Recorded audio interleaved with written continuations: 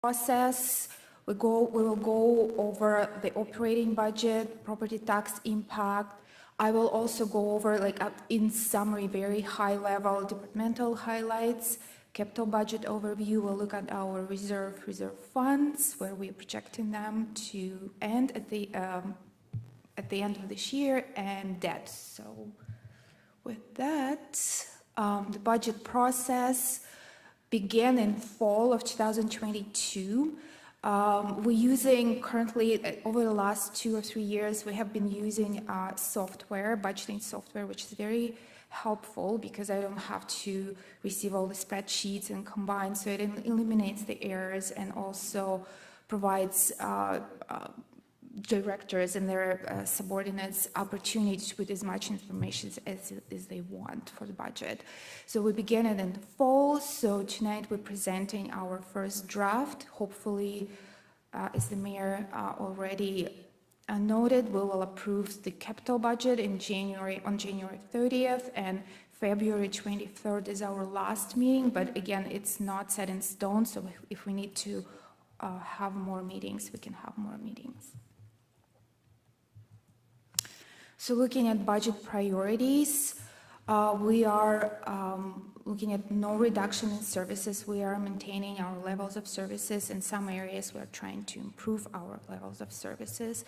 We're looking at managing affordability for our residents by minimizing the tax rate impact.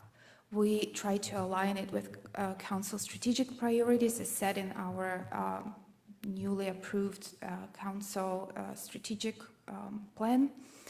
Looking at no new debts, there is no new debt projected for 2023. Reserve and reserve funds, I will go over them and to ensure we manage them properly and maintain them at proper levels. We continue to invest in our infrastructure, and this budget we also are taking recommendations from our asset management plan on closing the infrastructure gap.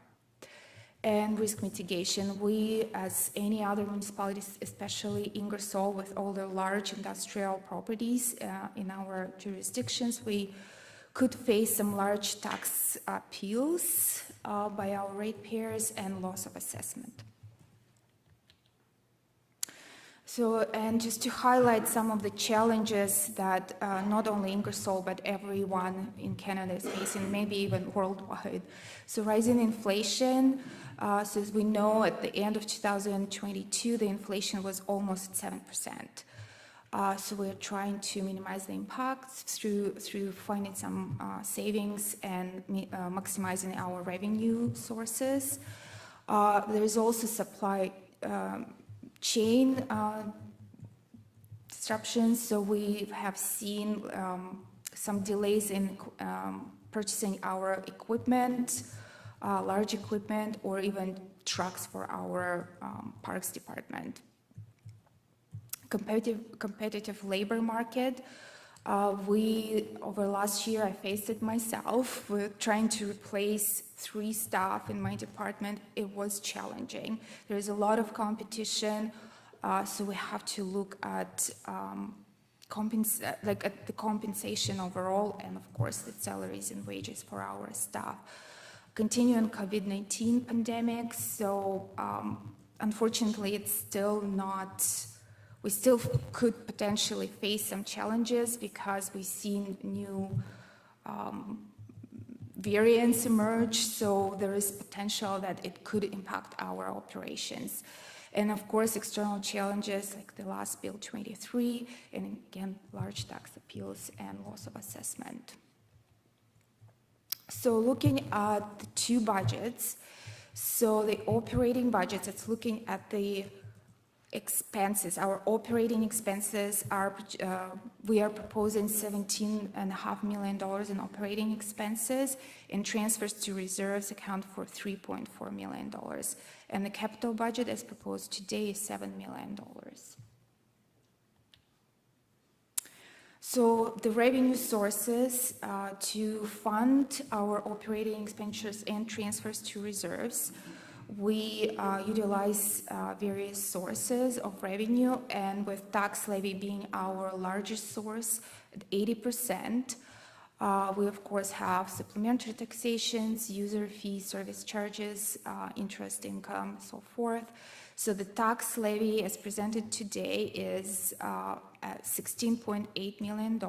It's an increase of almost $365,000 or 2.2%, and an increase from last year over the 2022.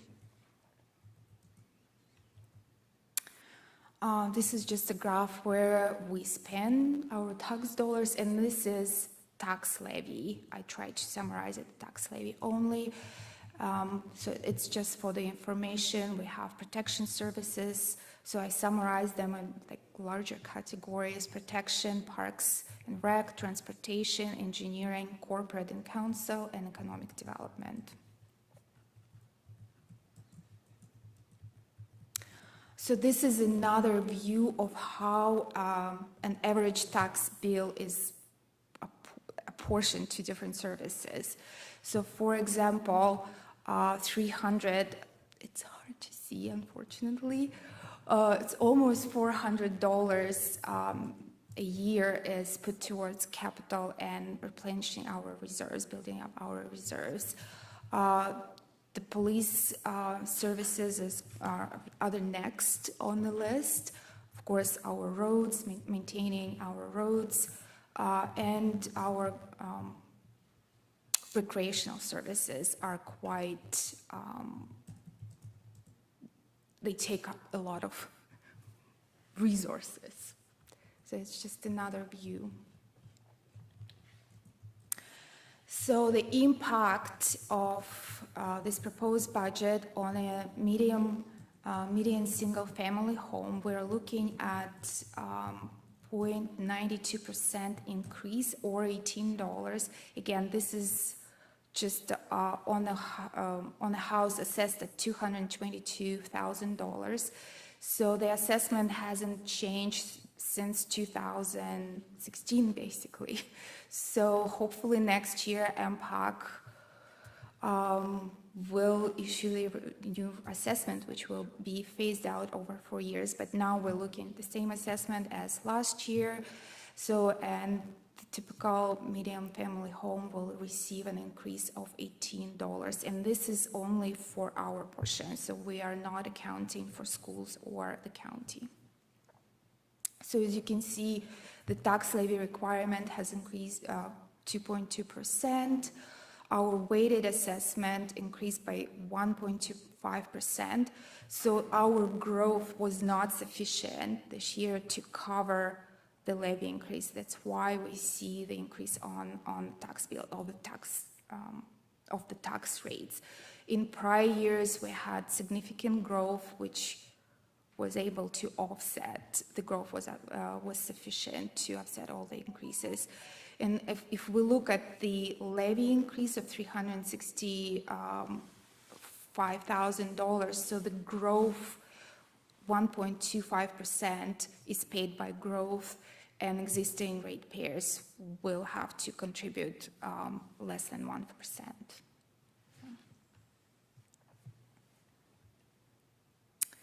So some of the highlights from I would like to point out. So we are, as the mayor again noted, we are reaping rewards of our high bank accounts, investments, and reserves, because the interest rates are at record high this year, with 7 consecutive increases last year. So we are seeing significant increases in our interest revenue in upward of almost $800,000, over $700,000, yes. So we are increasing our transfers to reserves and projecting almost $3.5 million. We continue funding our multi-use recreational facility. We've used to transfer $250,000 into the Merck Reserve, or the Arena Reserve. We've increased it to $300,000 in this draft budget. And also other reserves, we combined, the increase was about $260,000.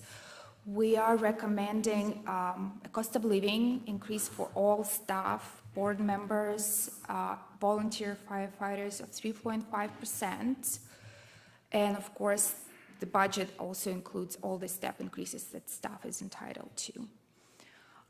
We're looking at contracting out the bylaw enforcement services to a third party, and we've put about $50,000 in this budget for this initiative.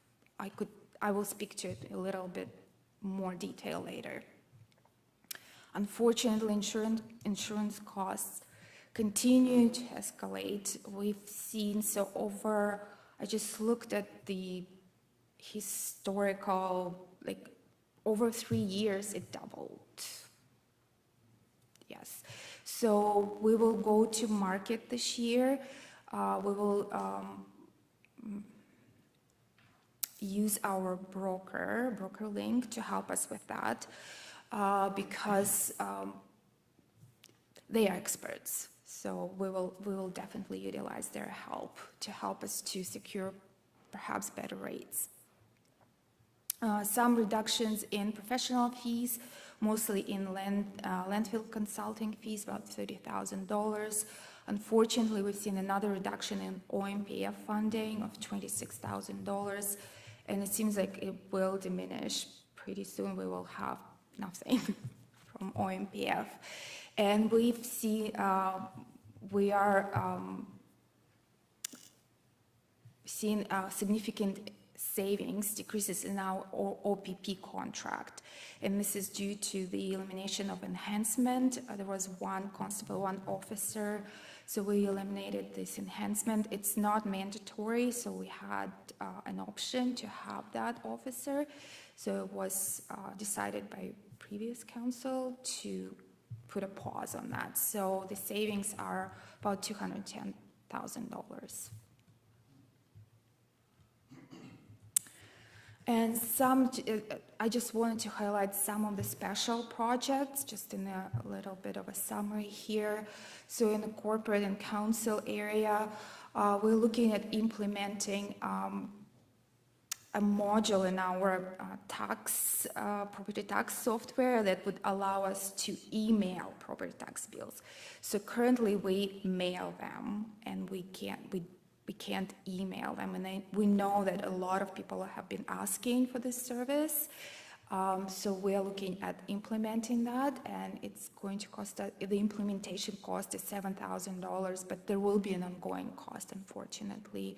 We are projecting about probably $3,500 a year ongoing. So I'm also looking at, the finance department is looking at automating our accounts payable processes. So we've worked closely, the county, Ingersoll and Tillsonburg. We started this process 2 years ago. So we did the study first, which was paid by a grant. So now we're in the implementation stage. So we've selected BeanWorks. Again, it was all selected by 3 parties. County already implemented BeanWorks. They have some kinks they have to iron out, so we're waiting for that. They're working with our accounting software, Central Square, to basically resolve all the deficiencies. So once it's done, we'll just step in and we'll be just clear sailing for us, hopefully. So the total cost of implementation is $12,000, and there will be an ongoing cost as well. It's based on per invoice. We don't have a lot like large, not like county, so it's not a large amount of invoices. I'm projecting about $2,400 to $2,800 a year if it works, but it will definitely streamline the process, make it much easier for everyone involved. We also included a downtown parking review. Projecting it's going to cost us $50,000, but it's just an estimate at this point. And just based on other studies we've done, we are thinking it's going to cost about that number. And our development charges study by law is will have to be updated this year, so we're projecting about $35,000 for that. And again, the protection services, building inspections, are finishing up the building fees study. It's only $2,000 left. The chief building official really wanted that number to let council know. It's almost done. There is some final touches, and he will be able to present it soon to council. And of course, the bylaw enforcement of $50,000. So what this entitles to is we have contacted the same company that does our parking enforcement, and they provided us a quote. So it's based on 40 hours a week of bylaw enforcement, and we can allocate these hours as we wish. So it could be 20 hours during the week and 20 hours on the weekend. So we will play with the numbers, and hopefully for next year we will have a better understanding of what is actually required. And the museum would like to create video content. So Curtis would be able maybe to explain more of what it is. I will just let Curtis maybe. Yeah, so we have, everybody knows Scott Gillies at the museum creator. And I keep saying that the knowledge that's in Scott's head, somehow we have to get out. So this is one of the steps to do that. So it's just, he started some videos, Secrets of the Stones, I think it is, and working with Fusion. So this is just a project in order to capture some of the stories of some of the history of the town of Ingersoll. So we haven't necessarily drafted exactly what this project's going to look like. It's just a rough number to include in the budget for council's consideration, so that we can try to capture some of the history and get it on video so that we have it in perpetuity. Thank you. And the Victoria Park Community Center and Parks, they have this little one-time projects. They're upgrading some poles on diamonds, or partition vanities, carpets, and so forth. And for this budget, we also included requests for several positions. So one of them would be the deputy treasurer, first one on the list. It wasn't intentional. So I would like to, we had a deputy treasurer position, but the deputy treasurer retired last year. So she was doing a lot. So to basically replace her, we had to hire two people. One is payroll administrator, payroll/HR administrator, with intention that that position will not only do payroll, but also have our human resources department because Monique was running out of capacity there. So we filled that position.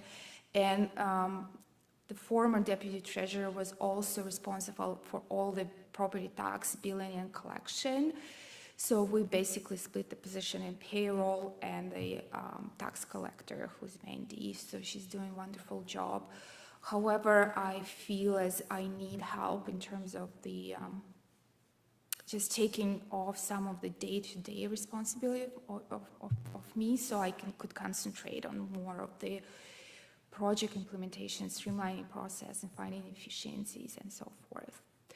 So the Public Works asked for one full-time union position with the recent boundary adjustment, and they have been asking now, I would say, for the last 2-3 years, and I promised them we will put it in the budget. So that's for the Public Works.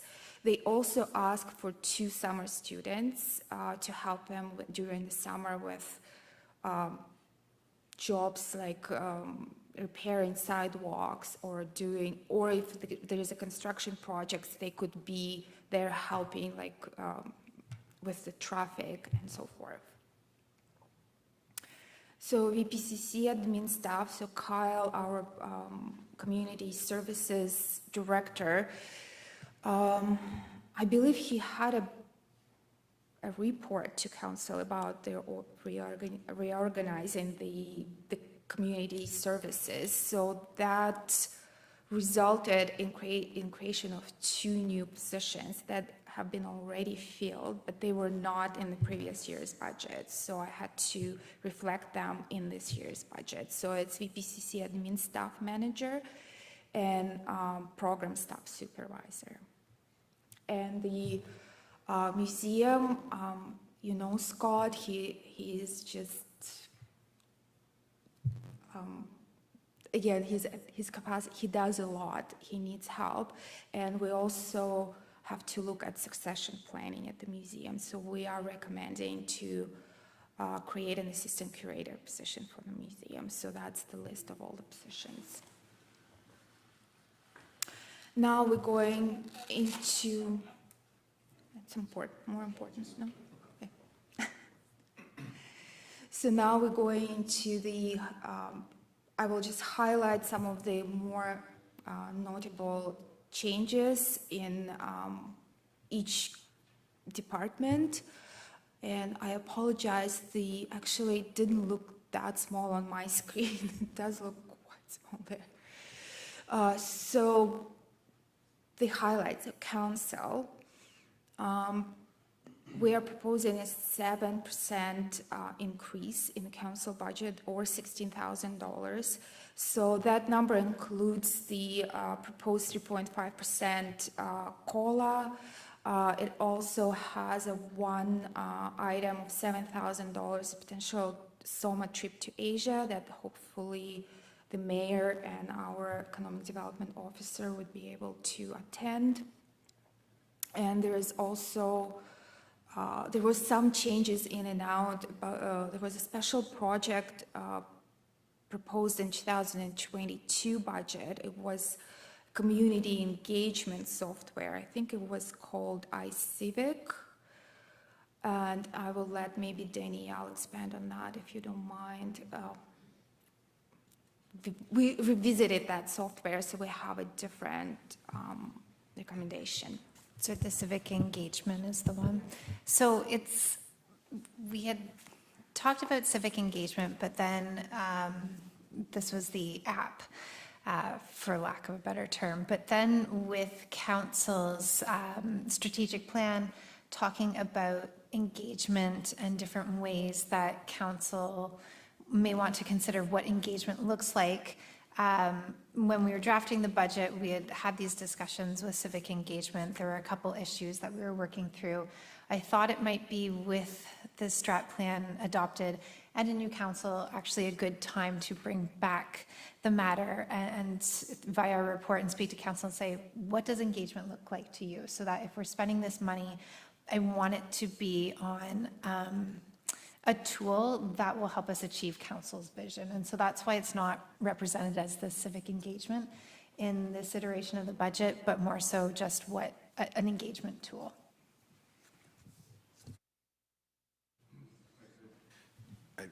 Wouldn't be a budget year if I didn't get to say we've analyzed this department clearly, and we've determined that there's 7 employees in this department that we can get rid of, and I'll be sending you your notices shortly.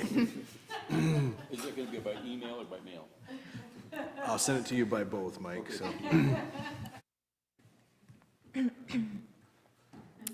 Yes, and the iCivic in 2022 budget was for about $12,000, if I remember correctly. And it did not have impact on the levy because we were recommending to use the modernization reserve to pay for that. So we didn't spend any money and we didn't draw any money from the reserve for that. So the CEO budget, we're looking at 1% increase or $4,000. That's not too bad, I think. Yes, but we were able to find some savings in professional and legal fees of $30,000. And there was also a $50,000 request from the Ingersoll Physician Recruitment Committee which didn't happen this year or last year. So we've taken it out from 2023 budget, and I believe it was funded through a reserve as well, so there was no impact on the levy. So, but we left the $10,000 like allowance for the committee to proceed with recruitment efforts and initiatives to try to fill any vacancies, any requirements in that area. So other than that, I don't believe the CEO had any other significant changes to the budget. So the clerk's budget, as you can see, clerks, Danielle, they are responsible not just the clerk's budget, paratransit and crossing guards are under the clerk's supervision. So the clerk's is about 13% or $75,000. So the big part of it is the downtown parking review of $50,000. We also included step increases and COLA.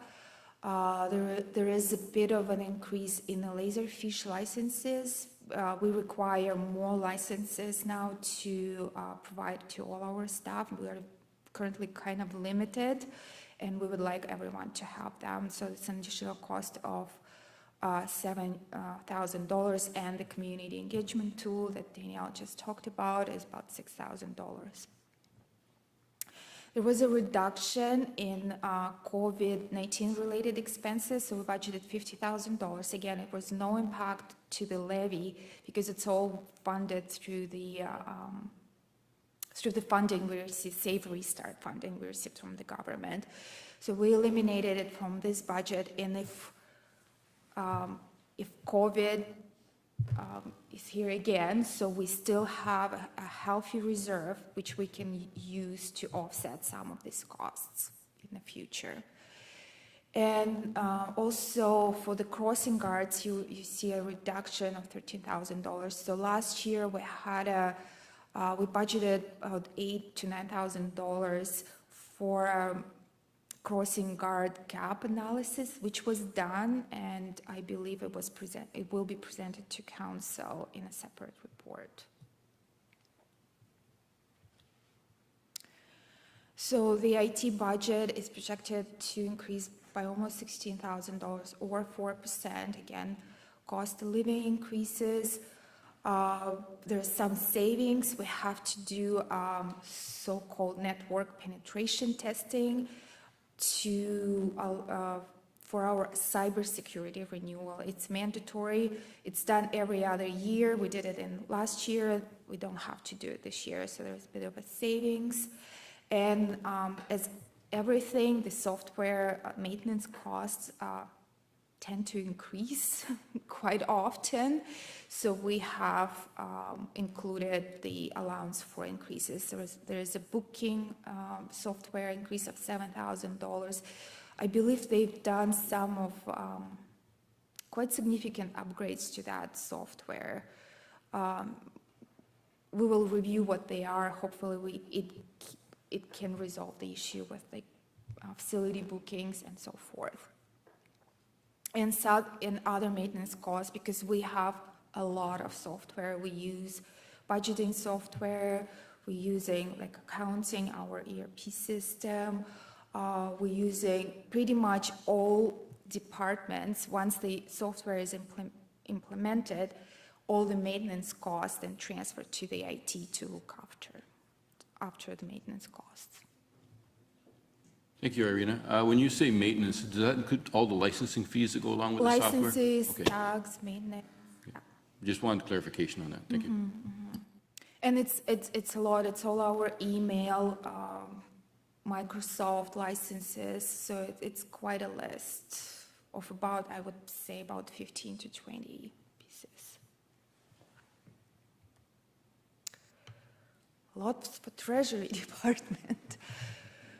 It's a decrease of $565,000. Again, it's because the investment income falls under the Treasury Department. That's mainly due to the rise in our investment income. So we are projecting about $735,000 increase in investment income net this year. We have done some investing in last year. So previously, we had a very good agreement with our bank. Our high-interest savings accounts earned just as much as GICs.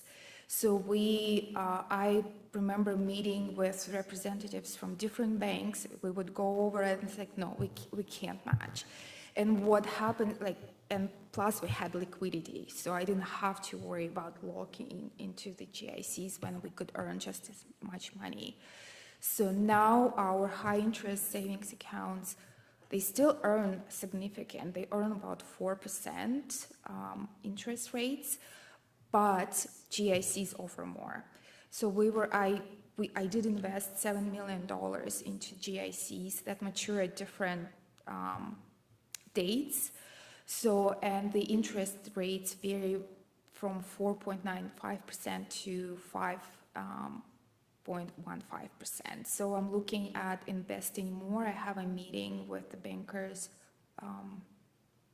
next week to go over our options, what we have. So hopefully that number could potentially be more, but I just would like to be conservative. So the budget also includes cost of living increases, the deputy treasurer position. So the position I'm projecting to start like June, July 2023, so it's not a full year.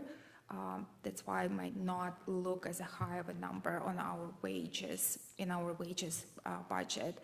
The OMPF, the Ontario Municipal Partnership Fund, is also under Treasury Department, and there is a decrease of $26,000. Insurance is under the Treasury Department, an increase of $100,000. So transfers to Cemetery Board is under the Treasury Department. They submitted their budget, and they're asking for additional $13,000. Also, all the insurance for our retirees, and it's, I would say, it's probably close to 20 people who would pay post-retirement insurance. It also falls under the Treasury Department, so it's on our budget. Just to let council know, our insurance premiums increased by 4.1%, which is it's not bad. Could be better. I don't know. I don't think so, but it's really not that bad. So we are pleased with the proposed renewal. And the development charges study is under the department of $35,000. It will be funded from the development charges reserve funds, so there is no impact on the levy.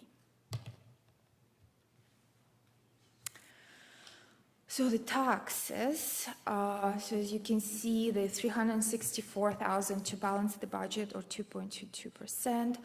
The tax adjustments, that is an expense, and we're projecting it to increase by $71,000. So basically, I combine in this line the supplementary taxation and the tax adjustments. Unfortunately, we have seen, like I mentioned a few minutes ago, we've seen very good growth in 2021 and 2022, or 2020 and 2021. We projected, I think I wasn't too conservative in our 2022 budget for growth numbers. In terms of supplementary taxation, unfortunately, it did not meet my projections. We were below budget. We will be below budget for 2022. So I looked at how many building permits we issued in 2022. So I'm not, so that's kind of the impact of some of the decreases in our supplementary taxation. Then we also have a lot of refunds. So the refunds, the phase-in refunds, we are paying to all the property owners on their next lands. So we phase in the difference between what they used to pay in SWOGS and what they pay now in Ingersoll for the residential and farm properties over 10 years, and for industrial and commercial over 5 years. So that number is decreasing every year, so we will see some extra revenue once the 5 years, because the residential and farmland does not really count for a lot of money, but industrial is half of the KME plant, so it's quite significant. But we also share with SWOGS as per the agreement with them. We share taxes on a KME plant. We share 24% of what we collect. So that's all accounted. Only on any new development that takes place. Any new development as well, yeah. Yeah, but we pay perpetuity, and then if any new development, 24% on top of that, correct? Or is it 24% So the of our tax perpetuity, increases? yes, it's all in perpetuity. It's kind of divided in like 2 buckets. One bucket is residential and farmland. So basically, we looked at what they were collecting in 2019, and it was about $80,000. So we are going to pay this $80,000 adjusted for CPI every year in perpetuity. And then industrial and commercial is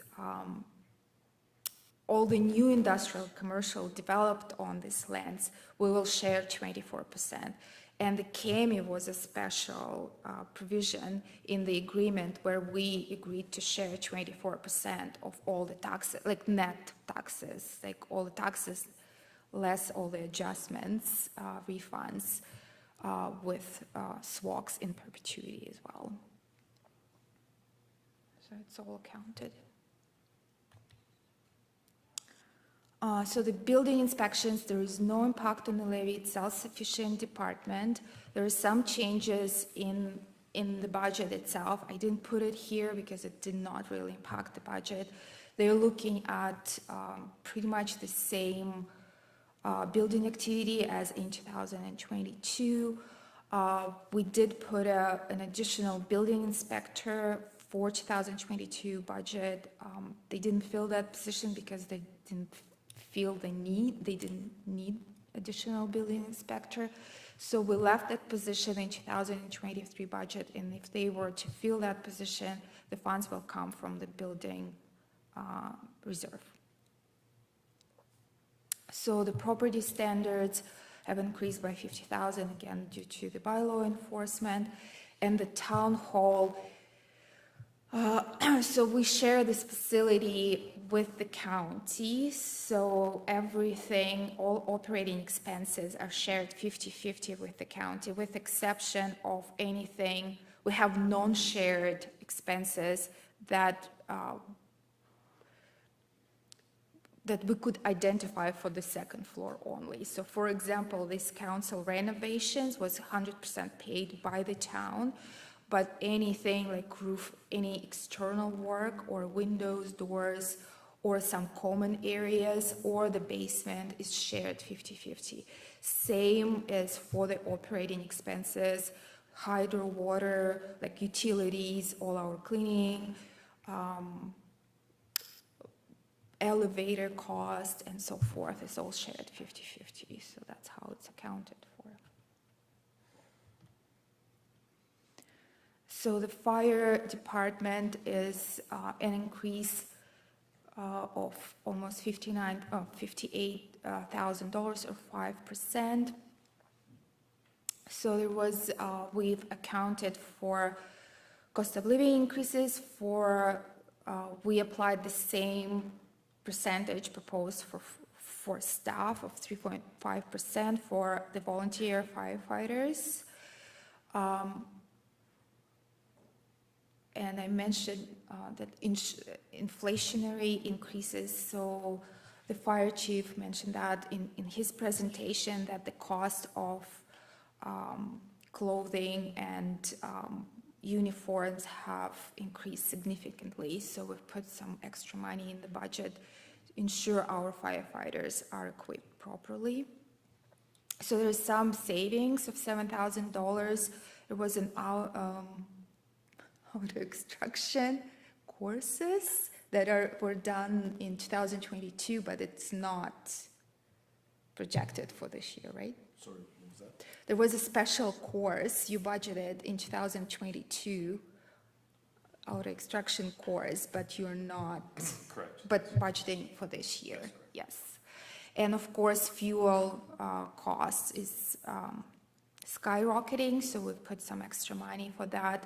And also maintenance budgets for any of the equipment the fire chief has in his fleet. And there is no much change in the fire facility budget. It's literally like $500, so there's not much of a change in that area.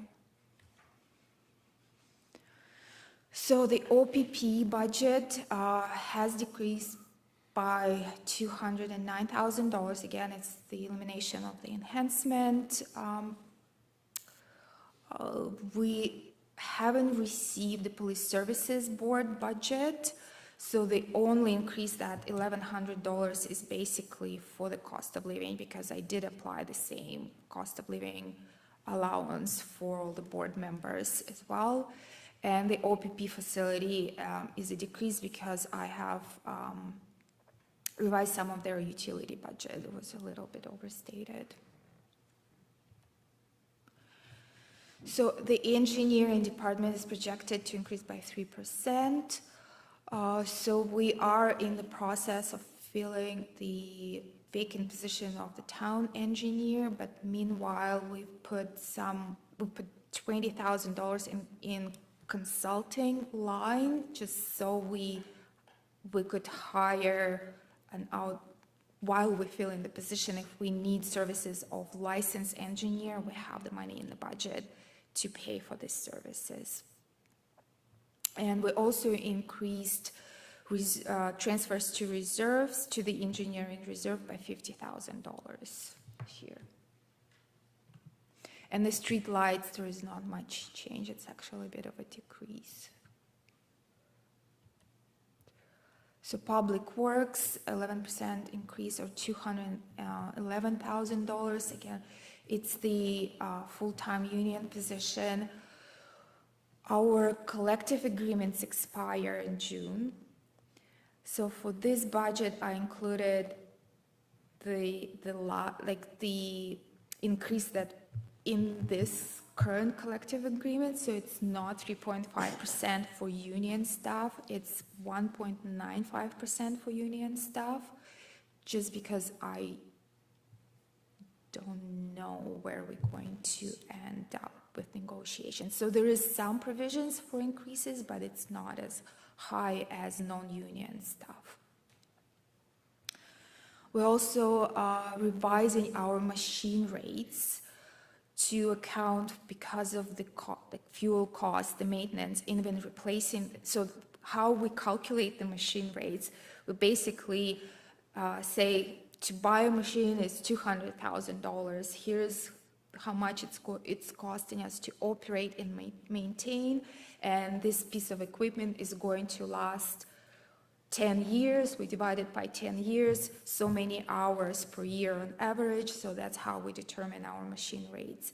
And based on that, we are charging to each of that cost center, like snow plowing or sidewalk maintenance or road patching. And that's how we build up the public works equipment reserve, so they can replace their equipment on a regular basis, and they have sufficient funds to do that without going into debt. So we are going to revise the rates.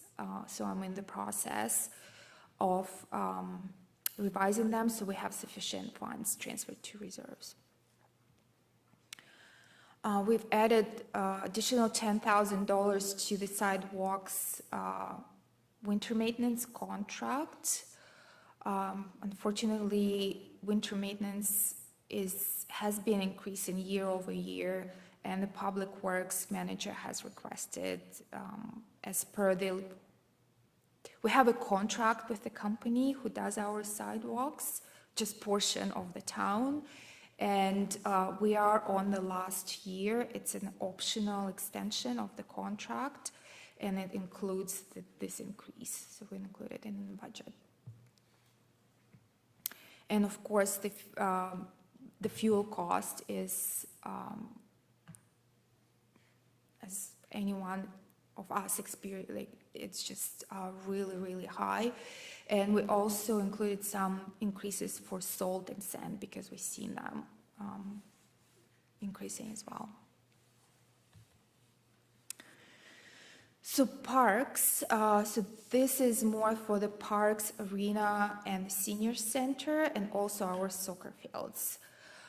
So we've eliminated, so there's some, you see there's some decreases, increases, because we eliminated some of the extra help we needed to do the COVID-19 vaccine screeners, so we took them out from the budget. It's $40,000.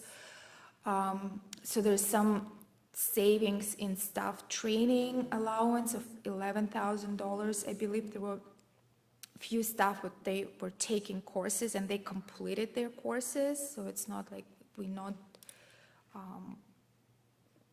so there is no need for this money. Rising fuel prices.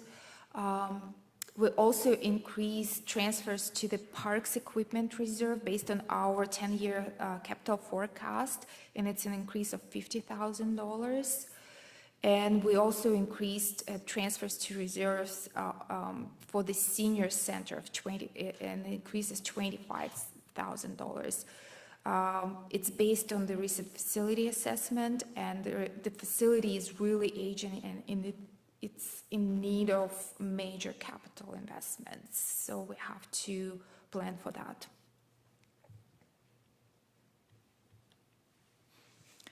So Victoria Park Community Center, so that big increase in the admin is mostly, so one would be we added this new position of the admin staff manager, so that's a big part of it.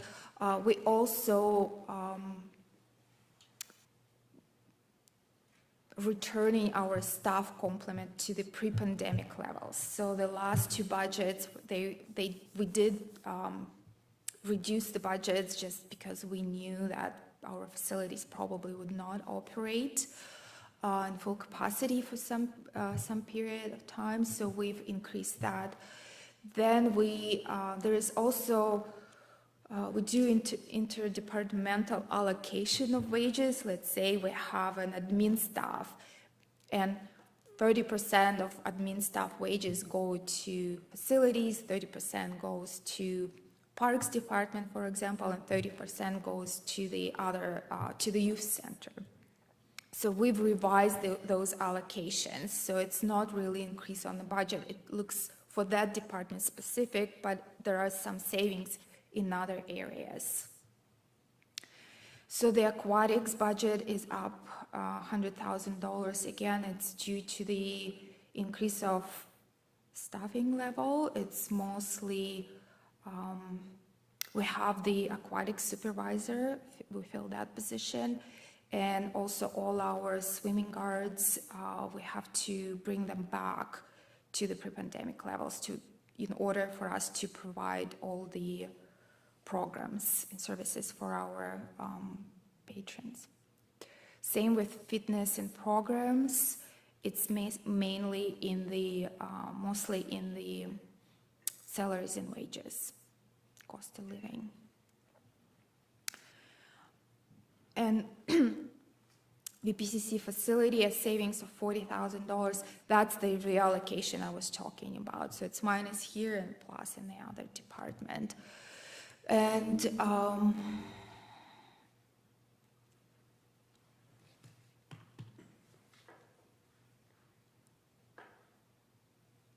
yeah, so that's probably it for that area.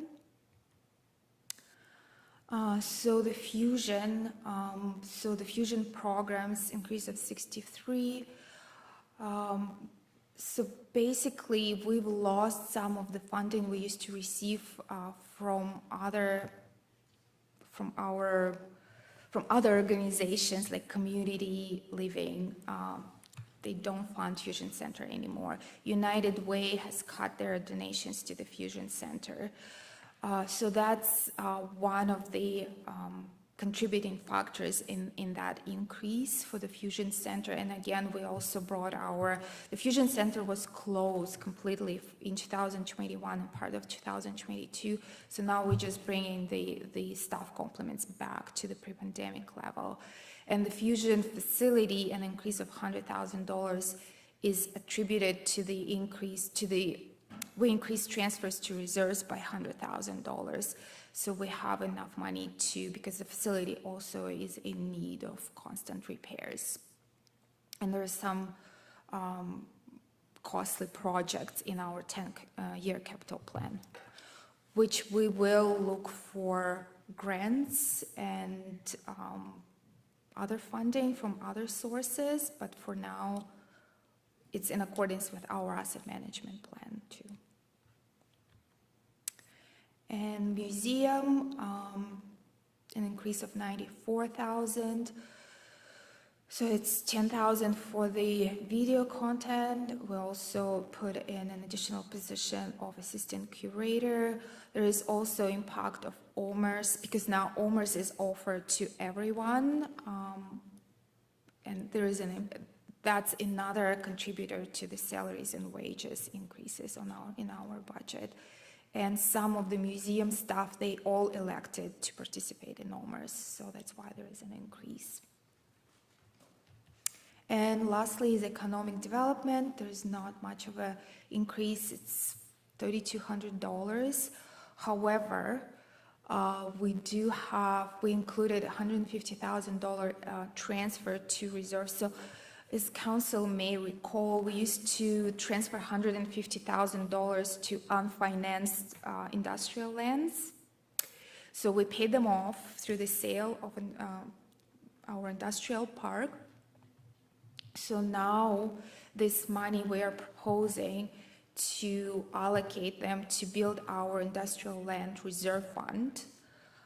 So we are directing this money to the reserve funds for the future, perhaps acquisition of future land opportunities that may arise. So that's a big variance in economic development. We've also decreased provision for the CIP plan. We have been budgeting about $25,000 dollars year over year. These funds were not utilized. So what we did each year, we would transfer them into the community improvement plan reserve. So now the reserve is healthy and the funds are sufficient to offer the programs for the next couple of years that will give us time to reevaluate the program and reevaluate any impacts to the budget. And that would be it for the operating side of the budget. So I don't know if council would like to address any questions now or at the end of the presentation regarding the operating side. What I prefer is, council, I'm sure, has written down questions as we go here. They have questions. I'd just like to continue the presentation to its fullest, and then we can go back and Okay. and go back to the questions. Thank you. So the capital budget, we are proposing a $7 million budget, $6,996,000. So this is just a summary of all the projects summarized by area, by department. So there is a decrease of $600,000 in this budget. It's mainly due to the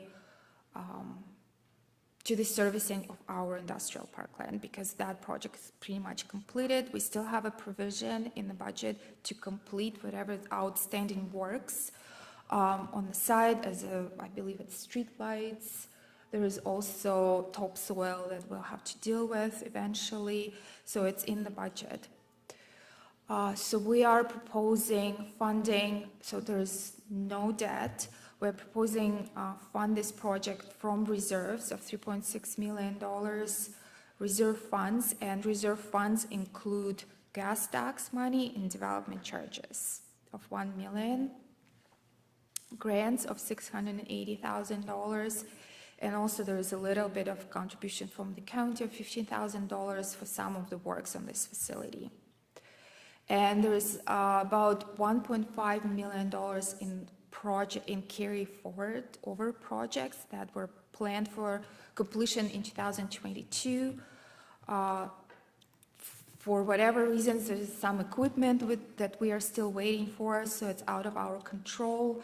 There's some outstanding work on the industrial lens, so that's all accounted for in $1.5 million. The funds for this project are already in the reserve, so there is no impact on the budget. So just some of the highlights. We are investing $3.6 million in road and bridge safety, street lights, maintenance, environmental services, so that would include our storm sewer. Town facilities is over $1 million projected for 2023, and its various facilities. It's pretty much, I think, every facility we own is in the budget. Almost 1.4 million for replacing and upgrading equipment, so a lot of public works equipment, which is expensive. There's also, it's from lawnmowers to dump trucks and loaders that are $400,000 pieces of equipment. And we are continuing to invest in our sports fields, parks, trails, and with $350,000 in the budget for that. So looking at the reserves, so that's just a graph in and out where we are projecting to end 2023. So we are projecting to see a decrease in our reserve funds of a little over $1 million. And then again, it would relate to the carryover projects of $1.5 million, because this money in the reserve, we didn't spend them in 2022, but we will in 2023. Hopefully, we'll be able to receive all the equipment and finish the industrial park. And that's just to give council some visual of how we've managed our reserves year over year. So you will see that in 2015 we had about $6 million in reserves. We have been building them year over year. So, and we are projecting, I believe it's about over $21 million in reserves at the end of 2023.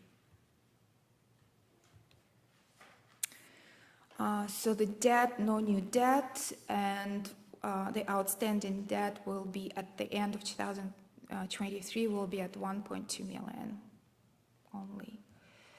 So this is how what the debt outstanding at the end of the next year. So we will be debt free if we were not to borrow. Yes, by 2032. And that would conclude my presentation, and I would be more than happy to answer any questions, concerns council may have. Well, thank you very much for your presentation. There was a lot of great information in there. Of course, council, and if the public has looked at the budget document, there is much more notes to explain even further. But at this time, is there any questions from council for staff regarding the budget document at this time? Councillor Councillor Hallerow. I just wanted to clarify, did you send us that document? No, I will send this I prepared it today because I was running out of time. Because I've been using two glasses to try to catch up. Yes, I'm And, sorry. and then that was the whole idea of trying to follow up. And the question I had was, in the details that we took time to look through, and now we couldn't really, in my case, really, flow with the presentation. So I'd like time to receive that document. Would you like it now, or? Yeah, just so that we can peruse it and. And to clarify, I think the documentation in here is just a summary of the larger document that you've received. So- Yes. I understand that. And I just feel like that's what she used to present, and it was hard to kind of scroll through the details following through. And I think the public should have actually had that more of a summary than this detail, to have an idea, a better idea of the, the snapshot of that budget. So I'd like that, please. Okay, that shouldn't be a problem. It was available on here, it'll be available on our website too. Yes, Yeah, yes, I absolutely. always post everything, yeah. Excellent. Are there any other questions on the, Councillor Halleru? So the question I have is, in some of the details that I had to go through, at what point are our aspirations of council going to be reflected in budget projections? Because we're basing this on the picture that we've had for 2022, correct? So as a budget, we're basing what we are projecting based on the facts, yeah, of 2022 and the recommendations for things that we need an increase in. So I'm just wondering, at what point do we have council get to add some of their aspirations into the budget so that it's included in the summary that we see? Yeah, so I'll try to answer that. So some of those are certainly in there. The problem with the budget document is that because it gets prepared throughout the year, we're dealing with last year's information, and then a lot of it is, operations is just carried forward year over year. There is definitely a chance through amending the bylaw, the budget process through notice of motions, of course, if it's something that all of council as a majority wants to add to the budget, that's certainly their staff is going off prior direction from council to prepare the budget, and I think that's what we're seeing today. Whether it's addressing some of the strategic plan priorities that can be identified. We do have to remember, we just a couple weeks ago, we said, yeah, that's kind of where the direction we want to go in, and so we'll have to have further deliberations on those to be able to fully format those for staff to be able to include in some of this budget and then next budget as well. So they'll be ongoing. So there's certainly opportunity through providing amendments to the bylaw, or sorry, I keep saying bylaw, to the budget. They're both Bs. But yeah, and certainly we'll have discussion on those if they're brought forward for discussion. But yeah, certainly some of those are included in here. They're just put through in operations as a whole, because Irena does have a much larger detailed line budget for every line budget that's possible, but that's something that past councils have gone away from, for an overview to make sure our plan is within line with what we want and what we want to spend. But from an operational standpoint, obviously the treasurer needs a day-to-day. I will defer now to Michael Graves to also. Sure, and that's a great summary of that. And further, as the mayor has alluded, some of the strategic plan goals that we have, we'll be bringing forward reports to you to say, here's the goal. Some of them are relatively, some of it's just administrative costs, so that administrative cost is already built into. But say, for example, the housing strategy, we don't know exactly what that'll look like yet. That report probably won't come forward till the summer or maybe the fall, depending on the timing. And what the costs are and what we're going to recommend in that, I didn't suggest putting that in the budget, because I'd like to have the report.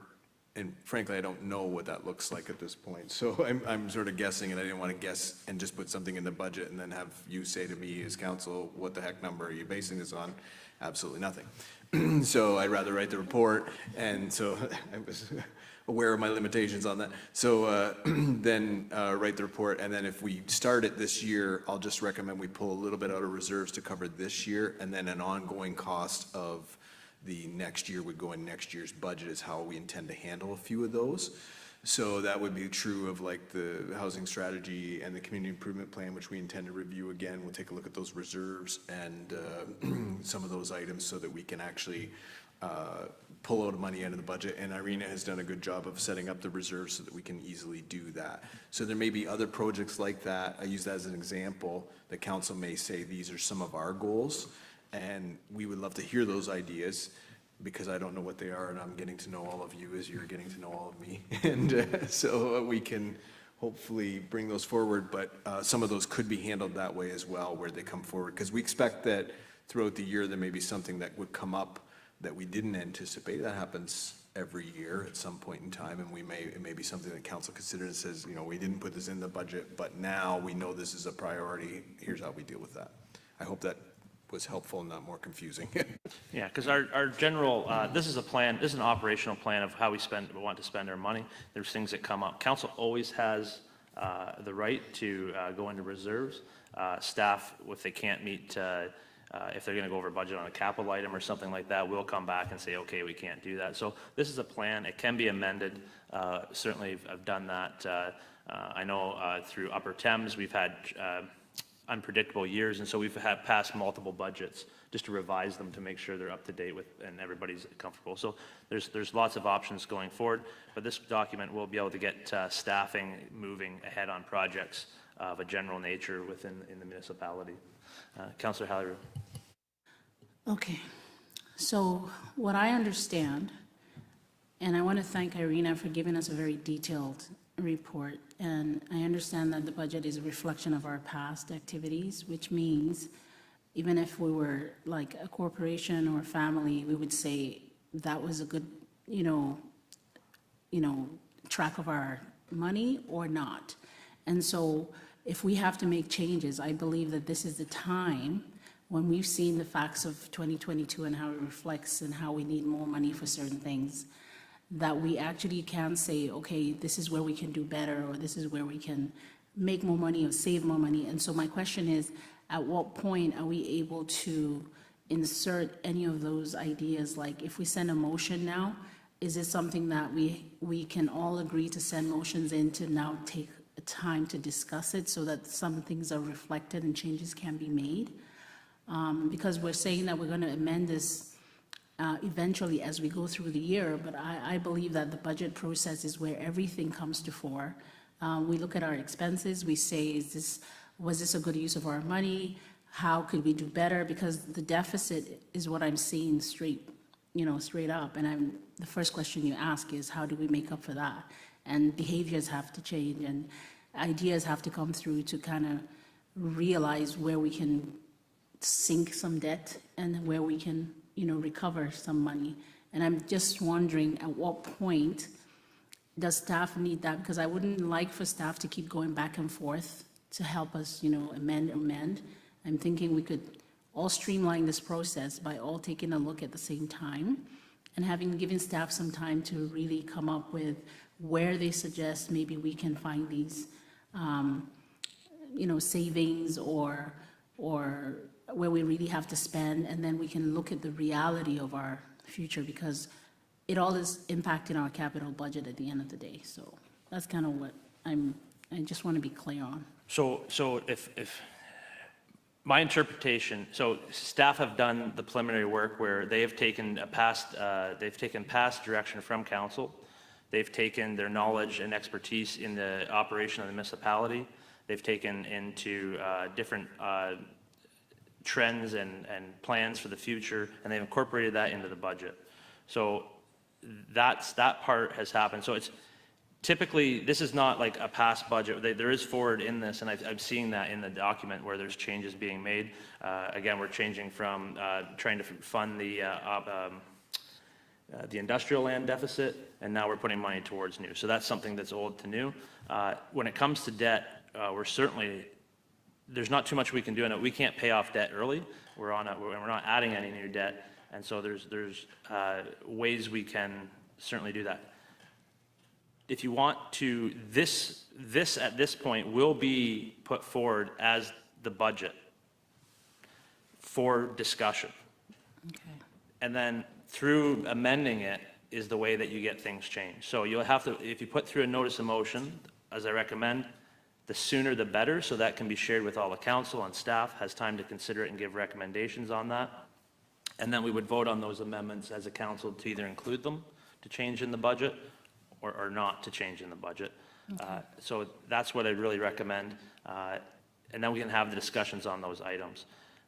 The problem is if we just have discussions right now, there's nothing on the table to discuss because we don't have a motion on the floor. We can certainly have meetings, if we need extra meetings to get clarity on exactly where we are, if we want further presentations maybe from staff on specific departments to make sure that we're there. Again, I want everybody to make sure you have a fulsome understanding and everybody's aware of what is being proposed. But to change the budget, that has to be amended. You have to amend a motion to make sure the changes are there. And that's something that can be happen. Yep. So can we request the budget clarify some certain areas in this meeting? Well, you can certainly propose questions to, I would definitely, if you have specific questions on areas, you can definitely ask staff for clarification. They may or may not be able to provide that this evening, but they may be able to provide that through an email or something like that at a later time. I'll email some. Okay. I just was going through them and I find some chunks of like contracting costs, and I just wondered if that could be further broken down. Like the contracts, it's kind of bundled up, and I'd like to see different contracts, even if it's cleaning, and how much are we spending and things like that.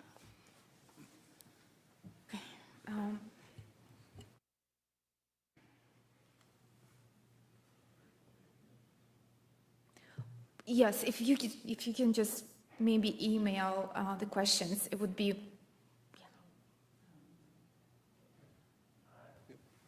Shannon, did you have, sorry, Councilor Hudson, did you have, you're good? Okay. I will say, I encourage you to email your questions. Staff are just still doing operations day to day, so be patient. Again, we have some time here. They'll get back to them as soon as possible. They certainly want to answer our questions, but their day-to-day operations certainly are there as well. Councilor Hughes. Thank you, Mayor, through you, or to you, I guess. Excuse me. With the notice of motions that you're suggesting that we submit for our ideas or possible changes to the budget, we will discuss them on January the 30th and then on February the 23rd, or depending, I guess, on the number of notice of motions that you get through. It depends what they would pertain to. If they pertain to the capital budget, then they would be discussed on January 30th. And if they would be pertain to the operating, then it would be at a later date. Councilor Van Koop-Bosens. Thank you. I've sat through many budget meetings, and I caution all of you to do a deep dive. And I say deep dive in meaning breaking apart a budget line by line. I remember my first year, I wanted to do that. And let me tell you, it is probably the worst idea I ever had in my life to break it down line by line. Staff know their departments. The CAO and the treasurer bring it together. They can see our contracted services that are in all of our different facilities. That's why we have a facilities manager who looks at those things. And they do their best to make sure that the best services for the dollar, for our bang, are being looked at. Our job isn't to micromanage. That's not our job. That's the CAO's job. And I'm putting this out to you, and you can all disagree with me if you want, but we pay a CAO great money to do the micromanaging. Our job is to look at the overall, and you had some great ideas that you had brought forward at our last meeting, Councillor Hellerue, and that's the things that we need to look at. And if we want to include some of those things in this budget, then that's where we need to focus on. This is, I'm going to say it, I'm going to echo the mayor, this is probably one of the best budgets I've seen. 2.22% is, I think I've seen one other budget a little bit lower, but to start off with a 2.2, if we wanted to add in a couple of other projects that council as a whole can agree on, we've got the best base that we could possibly go with. And there may be some people out in the community that will disagree with me. $18 is still too much. I understand that, but I do remember when we did have double digits to start off with, and went even up higher when we started looking at our ideas around the table as well. So this is a time that, yes, by all means, question staff. I sent in a list of questions to staff. I didn't get them all answered tonight, and that's okay. It's all good. I know that they're all very busy in their departments, but I know that they'll get back to me, and now is the time that we can put forward other ideas that we might want to see within this budget. It might not get in until 2023. We can't change the world in 1 year. We can't change the world overnight. Municipal politics takes a little bit of time. And so I just caution you, I'm trying to not burst your bubbles. I don't want that. I don't want to be seen as the old guard. That's not what I'm trying to do. I'm just trying to get you to understand that our job is to bring forward some ideas that we're hearing from people within the public and give staff a chance to give us some ideas back on what can be done and what can't be done. And we can't expect them to put in more time than what they can give to us either. So we have to be cognizant of their time and cognizant of that whole fact that they are human beings who put in the 40-hour work week like we all do, and we can't ask more than what they can give. That's why they've come back. This is the most number of people that I've ever seen added to a budget. 5 positions is a lot. I questioned some of them, but at the same time, I was given very good reasons why. I would not be adverse if there was another one that came forward that needed to be added to be able to get that work done. But at this point in time, I'm quite comfortable where we're at. But that doesn't mean that there can't be more questions and more ideas come around the table. So that will be it for me. Thank you, Mayor. Thank you. Yeah, it's oh, I'm just going to, yeah, and I can tell you, there's definitely, when you go through a budget, there's a lot of questions on clarification and learning. It's definitely a learning experience. It's a learning document. The municipality is a very complex organization with different services, different things, and over time, you'll never stop learning. But this is a great time to be able to get your head around how operations work and how that happens. So absolutely, there's those type of questions. The other way to look at the budget document is to say, is it meeting the goals of what we want it to be? Do we want lower debt? Do we want higher reserves? Do we want our investments in infrastructure to be made? Or is there asset management being taken care of, our capital needs of our facilities? We can look back not too long ago. We have a new, well, I guess it's over 20 years now that this has been done. The town of Ingersoll did not take care of its assets, and we lost a lot of buildings here. And so it's to me, when I look at this document, I'm looking at, okay, I want to see investment in infrastructure and make sure the capital needs are being taken place, and I see that in this document. So there's many different ways to look at it. I encourage you to look at it from many different perspectives, whether it's from an operational standpoint of how things are done, what kind of equipment, what kind of business we're in, and then you can also think about, you know, there's possibilities. When you move your notice of motion, I'll give you an example of why I like this way. At the county level, they actually have in the procedure bylaw to amend the motion, that you do have to have a notice of motion in by a certain date to amend the budget document. And so our neighbor to the south, Mayor Mayberry, put 3 notices of motions forward. There's many more, but Mayor Mayberry, or Councillor Mayberry at that level had a great impact on the county this year. He increased housing, he he was able to put through a motion that was able to increase funding for broadband throughout the community, because that is a need within the organization or the region, as well as increase funding dramatically to meet our goals in attainable housing. So you can have a great impact through that, and that's the way the good thing is that because they were done that way, different people were able to meet ahead of time, discuss, know where everybody was coming from, and make sure that there was a clear understanding. So when you meant to be able to debate those items, everybody had the same footing. So I want to see ideas come forward. If you have ideas to amend the budget, if they're bigger ideas, just understand that, yeah, they may take time to be able to implement over time. They may take more staff reports coming back and being able to, how do they incorporate that within the municipality? But yeah, take the time to look at it a lot of different ways and learn. This really does tell a story. Councillor Halleru. I totally agree with you, and that's why when I had motions, I kind of put them through because I was hoping they would get considered for this budget.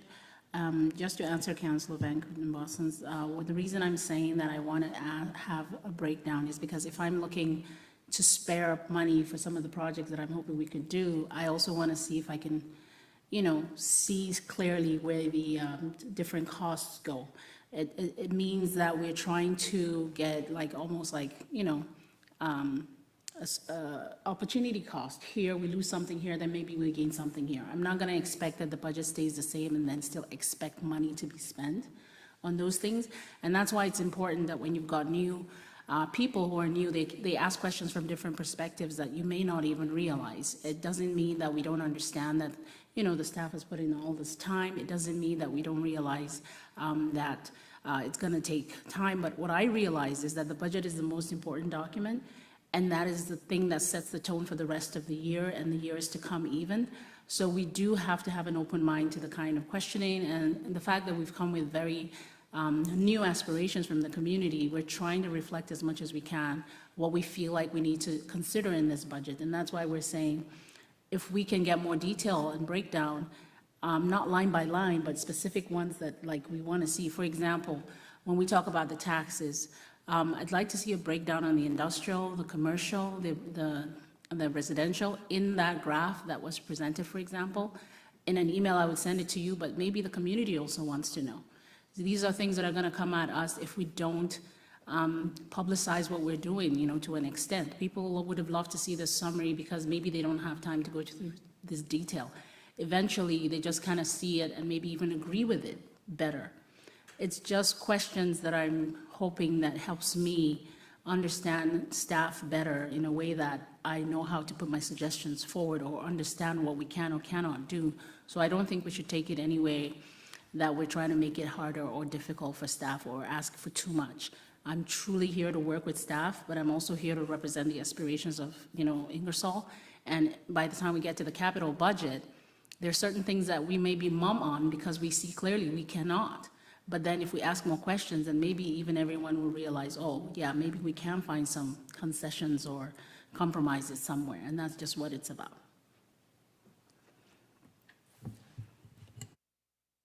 Councillor Van Bossen's. Thank you.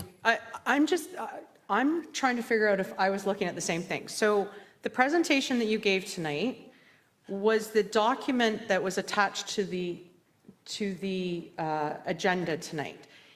In certain respects, the document, so the little summaries that you had are actually on each one of the pages that are in here. Because I was able to follow this compared to what she had. So I'm just trying to make sure that I didn't get sent a different document, because the little explanation of change on each page of the budget was what she had. It was just summarized, I guess, just on that one page, I guess. But that document that she had came right from here. So the graphs and everything are all at the beginning of the budget presentation that was attached to the agenda. So the graphs for the budget, total revenue by type, total expenses by service, that is all there, just in case you missed those ones. And the overall impact, the tax impact, et cetera, was all within the budget. in that respect. So every graph. Okay. I wanted to make sure that I was looking at the same document because, Thank you. Staff has emailed us this presentation, and they will be presenting it to, I believe, on the website to make it available to the public. It is not it's not uncommon for us to receive a presentation from a presenter that is presented that evening. And of course, it's always an option to ask that to be sent to us, and that's quite fine. We want to make sure we have all the information. Are there any questions, further questions? Deputy Mayor Wilson, please. Through you, Mayor. I had lots of questions for staff, and so I'm really appreciative of the time you took to answer my questions. And in particular, I wanted to say I had some questions of Irina around our investments and if there was opportunity to do something differently, and she is on it. And I was just so impressed by her response and her knowledge, so thank you very much for that. And with that comment, I want to kind of tread lightly on my next comments because I understand they're really sensitive from a few perspectives, which is COLA. So the recommendation from staff was 3.5%, which I acknowledge already represents a pretty significant impact to the budget. But I also want to acknowledge that Consumer Price Index is closer to 7. So recognizing the impact on the budget, but also recognizing that that is essentially a pay cut to staff, I want to be very cognizant of how that decision is made. So there was some notes in the budget here that you had reached out to other municipalities. So I looked around about what was publicly available, and Zora was around 6.7, SWAC's around 6.5, and proposed in Blandford Blenheim around 6.9. So I'm not suggesting there's appetite to change what has been recommended, but I do want to, I guess, acknowledge the process that staff went through to arrive at the 3.5. This one, Irina, if that's okay. That's a great question, and I can tell you honestly, we struggle with this, and it was probably Irina and myself that really struggled the most, but we did get input from the department head team, so I appreciated their input on it. We don't have a policy like some other municipalities to specifically follow cost of living, and we frequently sort of follow our negotiations from our union. But this time, the union negotiations are coming afterward, which is not a bad thing. But the last couple of years, when cost of living was significantly lower during COVID, we didn't drop down to the zeros or the ones. We kind of kept ours sort of stable and sort of did contrary to Doug Ford, what Doug Ford did with some of the teachers recently. So then we got to this point, we thought, okay, well, and because we don't have that policy following the CPI, we thought, okay, well, but we've kept up a little bit, so we put, and we struggled with that amount, but we thought 3.5 was a bit of a middle of the road given where all the others were. So that's how we sort of got to that number. So that's a great question, sort of how we got here. Developing an actual policy, it probably, if we were to develop one, it'd probably take some time. It would probably be for next year's budget. It's not a bad idea. It would give us, but at the same time, I don't know if just following CPI is a great idea, because what we've seen this year, you know what I mean? I don't know if that's, but that doesn't mean that we shouldn't look at different options of what could be there.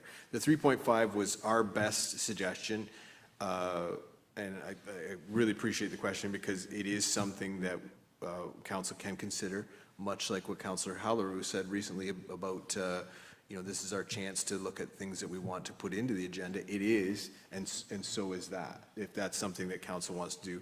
We did our pay equity, and I say this out of an education for some of the councillors that weren't here. We only recently updated our pay equity plan. Our pay equity plan had been in place for 10 years prior to that. In 2020, we updated it.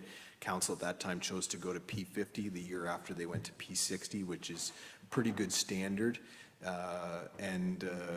We did a market study of that, but the market is changing so fast that I would normally wait at least until 2025, but I'm probably going to suggest in your 2024 budget that we go back to market and take a look to make sure their numbers are following along. So having said that, whatever you do with wages this year, and some of my staff might be looking at me sideways because I'm suggesting if you kept wages lower, you would have that opportunity to see if you needed to catch up in 2024. However, I appreciate the question because the question is, are we ensuring that we're staying caught up and is that the right place? This was our best stab at it, and like all staff reports, we take our best stab at it, we try to give you the best advice, but that doesn't mean that you can't change it, and that's exactly where it can be changed. Councillor Hughes. Thank you. Yeah, it's on. Michael, can you please explain or define pay equity? Because a lot of people think it's one thing, but it's another. Yes, through the mayor. Pay equity is a requirement that we have to ensure that we're paying all of our employees, regardless of gender, the appropriate wages. So we have to do a market study for that, and we also have to do a consultant's report. We usually get assistance with that. Every municipality is required by law to do that plan. And the pays, and nowadays, pay equity started 20-something years ago. Maybe it's longer. I'm getting older now, so I'm forgetting my time frame, sorry. But some other businesses are required to do pay equity now too, so you may see this in the work world these days. But the entire pay equity plan develops a grid and plots all the jobs on the grid and it attributes points to them so that you're ensuring that you're comparing wages based on jobs and not any other criteria. So that's the simplest pay equity definition I can give. Excellent. Any further questions? Thank you, Deputy Mayor. Mr. Mayor. So I just want to go back to the comment about CIP. So as staff feel confident that even if it wasn't explicitly in the budget, you could still go ahead with it this year if you wanted to? Or had the capacity to, I guess maybe is the better way to put it. Sorry, you mean the, Sorry. community improvement? Yes, sorry, Yes. yeah. So, yeah, currently we have money in the budget and we've got that reserve funds. But a part of that housing strategy that was part of the strategic plan, we'll have to look at that again, and that's something we're planning to do, and we'll probably bring a full report to council at the future date. And I, again, don't know what that report's gonna look like, and I tend not to prejudge my reports. I wanna write them all out ahead of time and see what we get, what information from the different departments and inputs that we get. If it recommends that we need to expand those programs, we would say, here's how much you have in reserves that you can utilize for this year, and here's how much we think that's gonna be annually going forward. That's where I would go. So I think you definitely have enough in there, basically because that reserve has been built up. Yes, we have built the reserve. It's $130,000 in the reserve. So just to put it into perspective, we were budgeting $25,000 a year for community improvement plans. So we have enough money to proceed with any initiatives that could come up this year and then review the CIP for the next year's budget.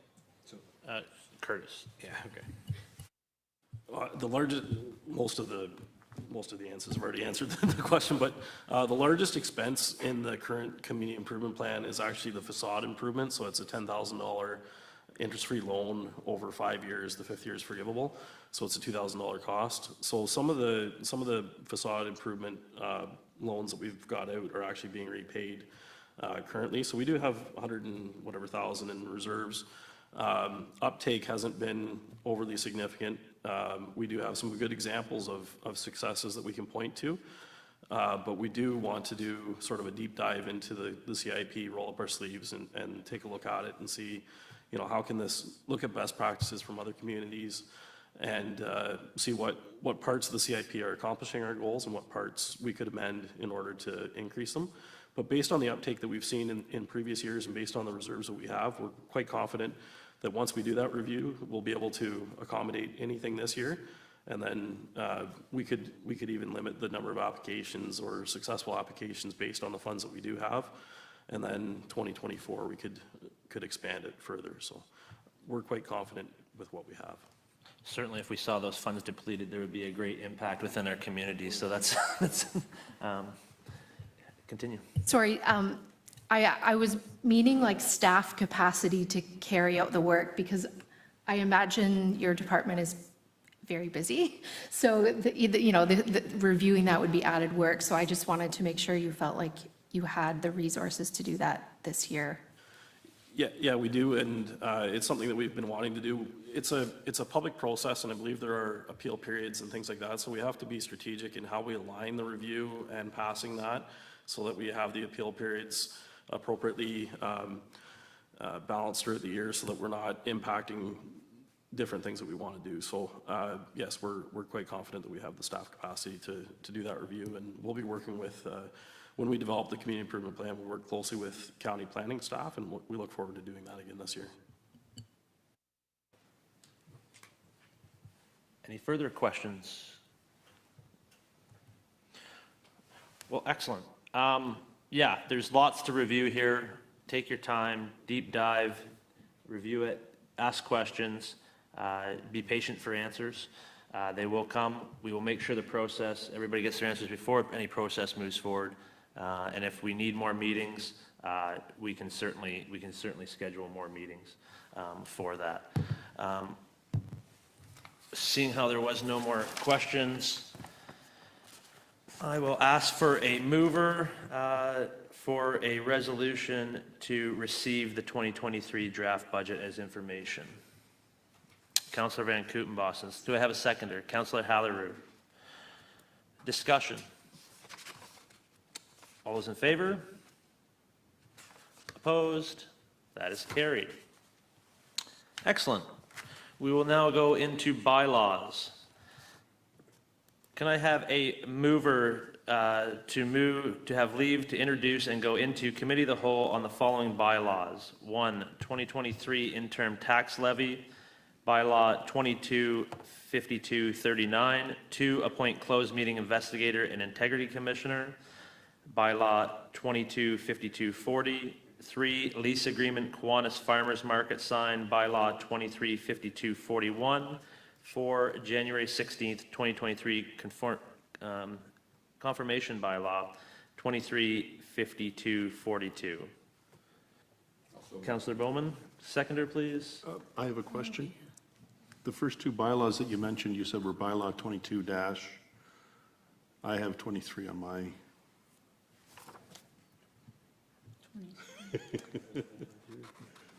23? No, okay.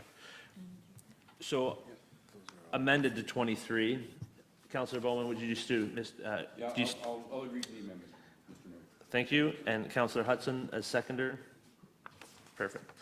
Now, Council Committee of the Whole, Mayor Petrie and the Chair, on motion the bylaws are accepted as circulated, constitutes the first and second reading of the bylaws. Discussion? All those in favor? Opposed? We are now in Committee of the Whole. Would anybody like to discuss any of the bylaws that were mentioned? Councillor Hallerud. I just want clarification on the 5239 bylaw, that I'm understanding that we're carrying over into 2023 the tax levy until we finish discussing the budget, Yep, but I'm told. yeah, absolutely. I'll defer to the treasurer on that, please. Yes, so this is interim tax bylaw. So we bill taxes in two billings. So the first one is in February, we bill half of what we collected last year. And it's done by all municipalities. It's a municipal act, we follow the rules. So that's interim tax, which is payable in 2 installments, in February and I believe in June. In May. So, or March and May, sorry. And then once we pass the budget, once the county completes the tax policy and determines the tax ratios, we will be able to calculate our tax rates. And then we will issue final billing, which will be for the whole year, less what we've collected through the interim billing. And that would be our final bill collected in 2 installments as well. So that's the bylaw we pass every year. It doesn't change, it just basically gives the staff permission to bill half of what we collected last year. Thank you.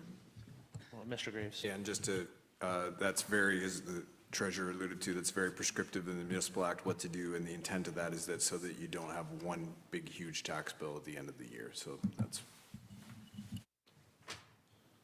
Excellent. Is there any further discussion? Perfect. I will now ask for a mover that committee do now rise into the committee of the whole. Councillor Hughes, seconder. Councillor Hallerou. Discussion on the motion. Seeing none, all those in favor? Opposed? We are now out of the committee of the whole.